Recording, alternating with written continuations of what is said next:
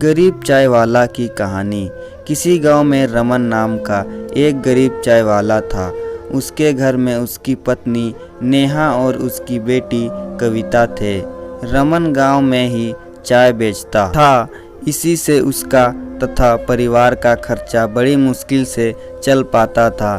शाम को रमन जब घर लौटता तो रास्ते में एक नदी बहती थी जिसमें रंग बिरंगे मछलियाँ रहती थी।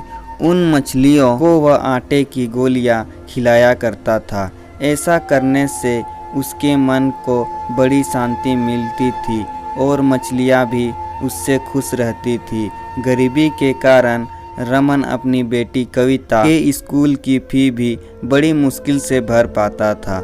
एक दिन कविता स्कूल से रोते हुए घर आई।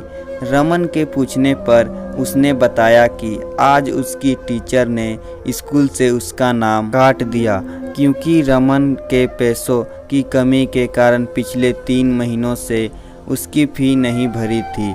अगले दिन रमन चाय बेचने नहीं गया बल्कि उदास मन से नदी किनारे जाकर बैठ गया और वहीं बैठकर मछलियों को दाना डालने लगा। जब वह वापस जाने लगा तो उस नदी से एक सुनहरी जलपरी निकली और रमन से बोली कि क्या बात है रमन, आज तुम उदास लग रहे हो। रमन उस जलपरी को देखकर हैरान हो गया। उसने पूछा कि आप कौन हो और मेरा नाम कैसे जानते हो। जलपरी ने कहा, मैं एक जलपरी हूँ और मुझमें कुछ जादुई शक्तियाँ हैं जिससे मैंने तुम्हारा नाम जान लिया। तुम्हारी मछलियों को दाना खिलाने की आदत से मैं प्रसन्न हूँ। अगर तुम्हें कोई कष्ट है तो मुझे बताओ, मैं तुम्हारी सहायता अवश्य करूँगी। रमन ने सारी बात उस जलपरी को बता दी।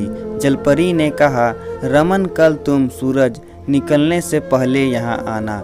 मैं तुम्हें सोने के सिक्कों से भरा थैली दूंगी जिससे तुम अपने परिवार का खर्चा अच्छे से उठा सकोगे। यह कहकर जलपरी वापस नदी में चली गई। अगले दिन सूरज निकलने से पहले ही रमन नदी पर पहुंचा तथा वहां जलपरी प्रकट हुई और उसने रमन को सोने के सिक्कों से भरी एक थैली दे दी।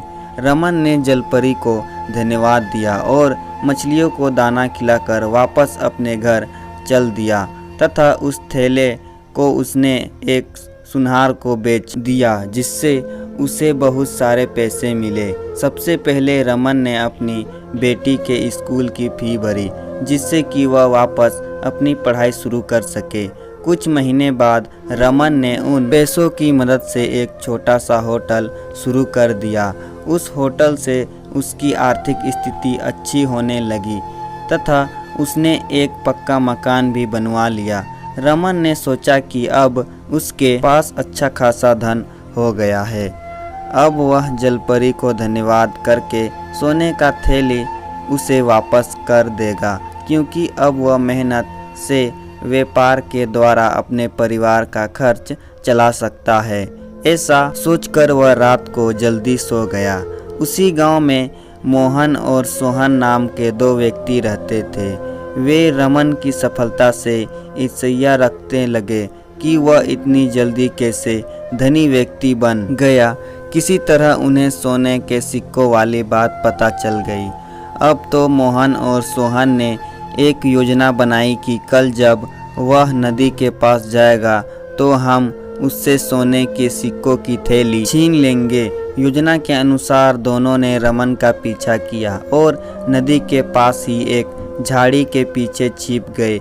रमन ने जलपरी को थैला वापस करते हुए कहा कि जलपरी, तुमने मेरी बहुत मदद की है और तुम्हारे कारण मैं अब एक धनी आदमी बन गया हूँ।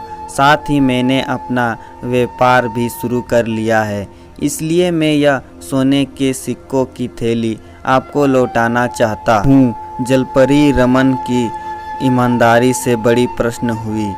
अभी वह बात ही कर रहे थे कि मोहन और सोहन दोनों ने रमन को पकड़ लिया और उसे धमकाने लगे और थैला देने के लिए कहा। यह देखकर जलपरी ने अपनी छड़ी घुमाकर उन दोनों को बेहोश कर दिया। उसके बेहोश होने पर जलपरी ने रमन से कहा कि हमेशा ईमानदारी से अपनी व्यापार करना, जिससे थेला सुनहरी जलपरी को वापस कर दिया। फिर उससे विदा लेकर अपने घर वापस लौट आया।